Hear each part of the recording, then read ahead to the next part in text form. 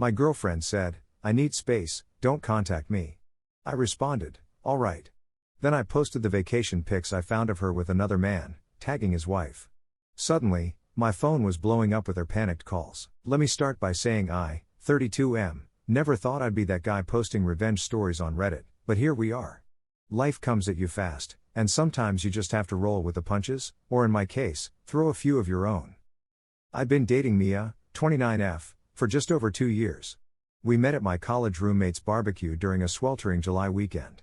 I was manning the grill when she walked into the backyard wearing a blue sundress and oversized sunglasses that somehow made her look both sophisticated and adorably vulnerable at the same time.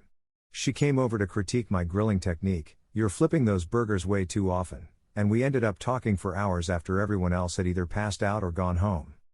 Mia was everything I thought I wanted. Smart, ambitious, worked as a marketing executive at a rising digital agency downtown. She had this infectious laugh that could light up a room and this way of making you feel like you were the only person who mattered when she listened to you talk. I'm an IT consultant specializing in cybersecurity, ironic foreshadowing, I know, decent enough looking, stable career, own my condo in a nice part of town. Together, we were that couple everyone said made sense. Our first date was at this hole-in-the-wall Thai place she knew about. She ordered the spiciest thing on the menu and didn't break a sweat, while I pretended my eyes weren't watering for medium curry. By the third date, I was already imagining a future with her. By 6 months, she had a drawer at my place. At our 1-year anniversary, we took a trip to the Finger Lakes and talked about moving in together soon. For the most part, our relationship had been solid. We had the usual disagreements. She thought I worked too much, I thought she spent too much time with her work friends, but nothing major. No red flags, no deal breakers. Well, there was one incident about a year in when I saw some flirty text from a coworker on her phone, but she explained it away as just office banter and honestly seemed so upset that I'd even questioned it that I felt guilty for days. Looking back, that should have been my first warning. About 3 months ago, things started to shift. It was subtle at first, the kind of changes you can easily rationalize away. Mia became a little distant. The typical signs were there: she initiated intimacy less frequently, was constantly on her phone, but weirdly protective of it, always screened down when not in use, started working late more often, and became increasingly vague about her plans. When I asked if everything was okay, she'd brush it off, "Just stressed about this campaign," or "Nothing's wrong, I'm just tired," or my personal favorite, "Why are you being so needy lately?" That last one stung, because I'd always prided myself on giving her independence. I never tracked her movements, never demanded to know her whereabouts. I trusted her completely. Maybe that was my first mistake. Then came her announcement about a girls' trip to Cancun with some coworkers. It was suspiciously last minute, she told me just a week before departure. According to her, the company had done well that quarter and her boss had surprised the team with a bonding retreat. Again, not totally implausible for a trendy marketing agency, but something felt off about the whole thing. "Who all is going?" I asked casually over dinner. "Oh, just the usual team. Jen, Ashley, Kimberly, and a few others from different departments." I nodded, remembering that I'd met Jan and Ashley several times at company events. They seemed nice enough, though Ashley always gave me this weird vibe, like she was assessing whether I was good enough for Mia. Despite my misgivings, I didn't want to be that controlling boyfriend. I helped her pack, drove her to the airport at an ungodly hour, and kissed her goodbye with a "have fun, text me when you land." She did text when she landed, and sent a few sporadic messages throughout the week, usually just replying to my questions with one-word answers or emojis. I tried to FaceTime her twice, but she said the resort Wi-Fi was terrible and could only handle texts. 5 days of minimal contact later, the day before she was due to return, I got the text. "You know the one. We need to talk when I get back." My stomach dropped. Anyone who's ever received that message knows exactly what it means, and it's never good. But I played it cool, replied with a simple "Okay, is everything alright?" No response for 3 hours, then just a landing tomorrow at 4. "See you at home." I spent that night in a bizarre state of anticipatory grief. Part of me still held out hope that maybe she'd decided she wanted to move in together finally, or had some other relationship progression in mind. The rational part of me, though, knew better. When she finally walked through the door the next evening, she looked different. Not physically, in fact, she looked great, tanned and rested, but something was off in her demeanor. She wouldn't make eye contact for more than a second, kept fidgeting with her phone, and had this nervous energy about her. I'd cleaned the apartment, bought her favorite wine, Even ordered takeout from that Vietnamese place she loves. Some desperate part of me thought maybe I could remind her of what we had before she dropped whatever bomb she was carrying. She barely touched her food. "I need some space," she finally said, sitting on the edge of our couch like she was afraid to get comfortable. "I'm not sure about us anymore, and I need time to figure things out. Please don't contact me for a while." I was stunned. Where is this coming from? Did something happen? Is there someone else? Can we talk about it? She just shook her head, a bit too vigorously. "There's nothing to talk about right now. I just need to be alone to think. I'll be staying at Jen's for a while." Jen was her best friend, supposedly on the same Cancun trip. Something didn't add up, but before I could push further, she'd grabbed her pre-packed bag, red flag I missed earlier. It was sitting by the door when she arrived, and left. Just like that. 2 years reduced to a 5-minute conversation and the sound of the door closing. I spent that night in a daze, cycling through confusion, anger, and grief. I didn't sleep.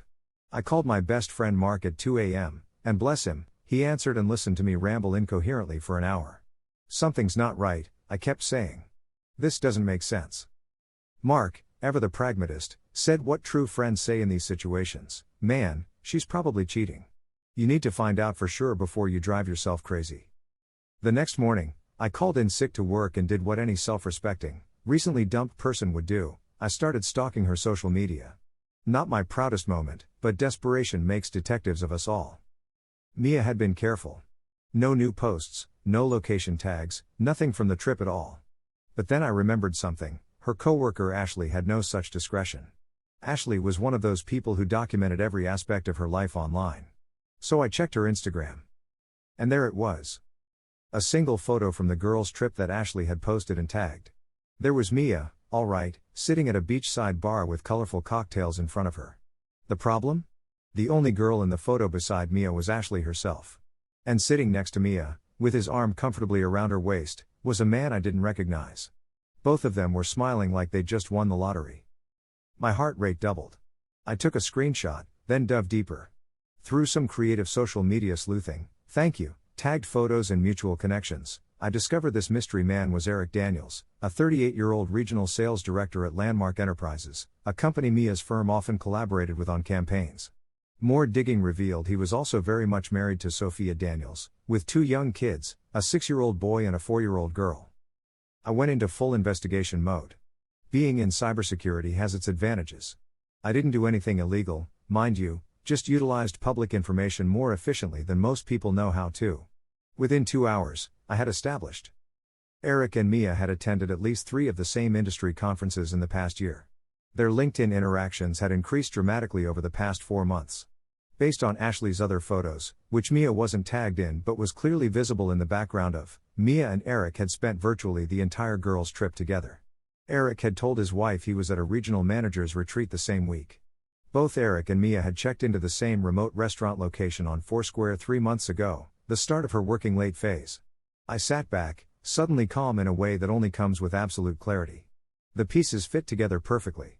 I had 2 choices: confront Mia and likely get more lies, or I decided to respect her wishes.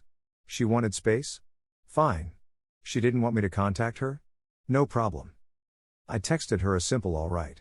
I hope you find the clarity you need." Then I blocked her number. What happened next was calculated, perhaps petty, definitely satisfying. I created a new Instagram post, the first one in months, as I'm not very active on social media. I posted a series of screenshots, the beach photo with Mia and Eric, zoomed-in versions highlighting their body language, photos from Ashley's account showing them together over the course of the girls' trip, the LinkedIn interactions, the matching check-ins. Caption: when your girlfriend of 2 years says she needs space right after her girls' trip to Cancun. Sometimes giving people what they ask for is the best policy. Hashtag respecting her wishes, hashtag truth, always, comes, out. And then, the coup de grace, I tagged Sophia Daniels, Eric's wife. I also did something extra that I'm not particularly proud of, but in for a penny, in for a pound. I found Mia's company on LinkedIn, identified several executives including her direct boss, and tagged them too. Was it excessive? Probably. Did I care at that moment? Not at all. Within an hour, all hell broke loose. First came the calls from Mia. When I didn't answer, respecting her wishes for no contact, after all, they turned into a barrage of texts, each more frantic than the last. What the hell are you doing? Take that down right now. Please answer your phone. You're going to ruin everything. I can explain this ISNT what IT looks like. My boss saw your post, you asshole. I'm going to lose my job because of you. Then came calls from numbers I didn't recognize. Eric, I presumed. I didn't answer those either. My friend Mark called. Dude, your Instagram is blowing up. What did you do? I hadn't even checked the post since publishing it. When I did, I saw it had been shared hundreds of times. Apparently, people love a good revenge story, and mine was making the rounds in our extended social circle. Colleagues I barely knew were sending me supportive messages.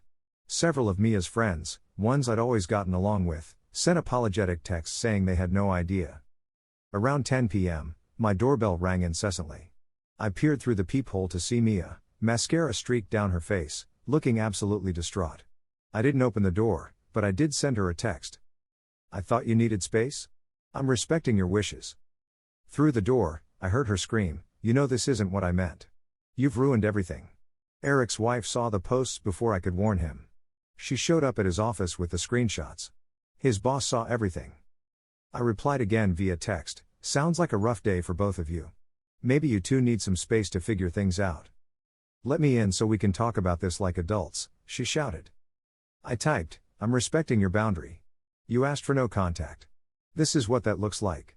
Please respect my boundary and leave my property before I call the police for harassment. She stood there for another 10 minutes, alternating between crying, shouting, and frantically texting, presumably Eric. Finally, she left. The next morning, I woke up to dozens of missed calls, more texts, and surprisingly, a few DMs from Sophia Daniels. Her messages were different, calm, measured, grateful. She thanked me for exposing the affair, saying she'd had suspicions for months but no concrete evidence. According to her, Eric had been increasingly distant, often leaving on business trips that seemed unnecessary, and guarding his phone like it contained state secrets. I showed up at his office yesterday with printouts of your Instagram post, she wrote. He tried to deny it at first, then claimed it was just a one-time thing. Then I showed him the timeline you'd constructed and he broke down. I've already kicked him out and contacted a divorce attorney. Thank you for having the courage to expose this when you could have just walked away. I felt a strange mix of vindication and sadness. I hadn't set out to destroy a family, but then again, Eric and Mia had done that themselves. I was just the messenger. Later that day, I got a lengthy email from Mia. The usual affair partner script. Eric had pursued her relentlessly, told her his marriage was already over in all but paperwork, promised he was going to leave Sophia after the holidays for the kids' sake, said she, Mia, was the love of his life, etc. She claimed she'd asked for space because she was conflicted about the affair and wanted to end things properly with me before potentially starting something official with Eric. Sure, Jan. According to her email, she'd been placed on administrative leave at work pending an investigation into inappropriate relationships with clients. Eric, apparently, was an important client contact worth several million in annual billings. She begged me to take down the post and tell her company it was all a misunderstanding. I wrote back a single line, I hope the space is working out for you. Please continue not contacting me. A week later, I heard through mutual friends that Eric had gone back to his wife, claiming the affair was a mistake and begging for another chance. He'd told Mia it was over between them via text, not even having the decency to say it to her face. Apparently, he wasn't ready to lose his family, home, and half his assets over a 2-month fling. Exactly 9 days after she'd asked for space, Mia showed up at my door again, this time with tears and apologies and claims that she'd made a terrible mistake. She'd been confused and taken advantage of by Eric. Now she realized what she'd thrown away and wanted another chance. I know I hurt you, she sobbed on my doorstep. But what we had was real. Eric was just a fantasy. I got caught up in the excitement and the flattery. He pursued me for months. I tried to resist, but I was weak. I know that now. But losing you has made me realize what really matters. We can work through this. Couples survive affairs all the time. I listened quietly as she pleaded her case. I noticed she was wearing the earrings I'd given her for our last anniversary, had styled her hair the way I once mentioned I liked. The manipulation was so transparent it was almost sad. When she finally ran out of steam, I simply said, I think I need some space now. Please don't contact me, and closed the door. Through the door, I heard her switch from tears to anger in an instant. Are you serious right now? After everything we've been through? You're just going to throw away 2 years? The irony was apparently lost on her. It's been 2 months since then. I've blocked Mia on everything, moved on with my life, even started casually dating someone new, a kindergarten teacher named Rachel who actually respects me and thinks communication is a thing that matters in relationships. Imagine that. From what I hear, Mia lost her job. Turns out Eric was an important client contact, couldn't afford the rent on her fancy downtown apartment, and had to move in with Jen temporarily. Eric, after his initial attempts at reconciliation, ultimately couldn't convince Sophia to take him back. She'd found evidence of other affairs once she started looking, and according to her messages to me, once the rose-colored glasses come off, you can't put them back on. As for me, I've learned some valuable lessons. Trust your gut. Don't ignore red flags. When communication starts to fail, the relationship is already in trouble. And when someone shows you who they really are, believe them the first time. My therapist, yes, I started seeing one too, turns out betrayal trauma is a real thing, says I'm processing everything in a healthy way. I've dismantled the pedestal I'd put Mia on and am seeing our relationship more clearly now. There were warning signs I'd ignored, compromises I'd made that shouldn't have been necessary. I was so invested in the idea of us that I missed the reality. Oh, and one more thing I've learned, be careful what you wish for. Sometimes when you ask for space, you get exactly what you asked for, just not in the way you expected. Edit 1, holy crap, this blew up overnight. Thanks for all the awards and support. RIP my inbox. To clarify a few common questions. Yes, I have all the texts and screenshots saved. No, I won't share them publicly for legal reasons.